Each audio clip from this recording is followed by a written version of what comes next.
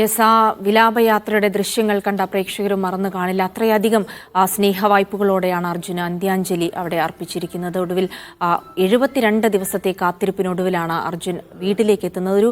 അർജുൻ്റെ ജീവിതത്തിലെ തന്നെ ഏറ്റവും അധികം ദീർഘകാലം നീണ്ടുനിന്ന യാത്രയ്ക്കൊടുവിൽ അർജുൻ വീട്ടിലേക്ക് എത്തുന്നു. അതിവൈകാരികമായ രംഗങ്ങൾക്ക് അവിടം സാക്ഷിയാവുകയാണ്. ഭാര്യ, മകൻ, സഹോദരങ്ങൾ, അമ്മ, അച്ഛൻ എല്ലാവരും അർജുനെ കാത്തിരിക്കുകയായിരുന്നു. ഇങ്ങനെ വരുമെന്നൊരിക്കലും പ്രതീക്ഷിച്ചിരുന്നില്ല. പക്ഷേ വളരെ വൈകാരികമായ നിമിഷങ്ങൾ.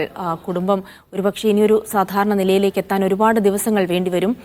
പലപ്പോഴും എന്തെങ്കിലും ഒരു അത്ഭുതം സംഭവിക്കും, അർജുൻ വീട്ടിലേക്ക് എത്തുമെന്ന് പ്രതീക്ഷിച്ച ആളുകൾക്ക് ഒരു വലിയ നിരാശ നൽകിക്കൊണ്ടായിരുന്നു ഇന്നത്തെ ദിവസം കടന്നുപോയത്.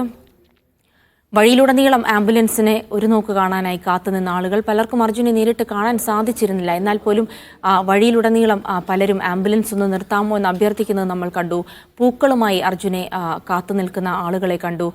വലിയ സ്നേഹവായ്പ, ഒരു നാടിൻ്റെ മുഴുവൻ സ്നേഹവായ്പ ഏറ്റുവാങ്ങിയാണ് കണ്ണാടിക്കലിലെ വീട്ടിൽ അർജുൻ അന്ത്യവിശ്രമം കൊള്ളുന്നത്. അങ്ങനെ 72 ദിവസം നീണ്ടുനിന്ന വളരെ ശ്രമകരമായ ദൗത്യം, പല പ്രതിബന്ധങ്ങളെയും അതിജീവിച്ചുകൊണ്ട് അർജുൻ ഇപ്പോൾ വീട്ടിലെത്തിച്ചേർന്നിരിക്കുന്നു. പക്ഷേ ഇത്തരമൊരു വരവായിരുന്നില്ല കുടുംബം ആഗ്രഹിച്ചത്, നാട്ടുകാർ ആഗ്രഹിച്ചത്.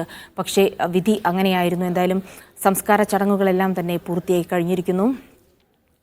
അതിവൈകാരികമായ ഒരുപാട് നിമിഷങ്ങൾക്ക് ഇന്ന് സാക്ഷിയാകേണ്ടി വന്നിരിക്കുന്നു. അർജുനെ അറിയാത്ത ഒരുപാട് ആളുകൾ ഇന്ന് രാവിലെ മുതൽ കണ്ണാടിക്കലെ വീട്ടിലേക്ക് ഒഴുകിക്കൊണ്ടിരിക്കുന്നത് നമ്മൾ കാണുകയായിരുന്നു. ഒരുപാട് ആളുകൾ പറയുന്നു, ഞങ്ങൾ വാർത്തയിലൂടെയാണ് അർജുൻ കണ്ടത്, ഈ വാർത്തകളിലൂടെയാണ് അർജുൻ ഞങ്ങൾക്ക് പ്രിയപ്പെട്ടവനായത്, ഞങ്ങളുടെ മകനായതെന്ന് പറയുന്നു. അത്തരത്തിലുള്ള അതിവൈകാരികമായ നിമിഷങ്ങൾക്ക് കൂടിയാണ് ഇന്ന് നാട് സാക്ഷ്യം വഹിച്ചത്.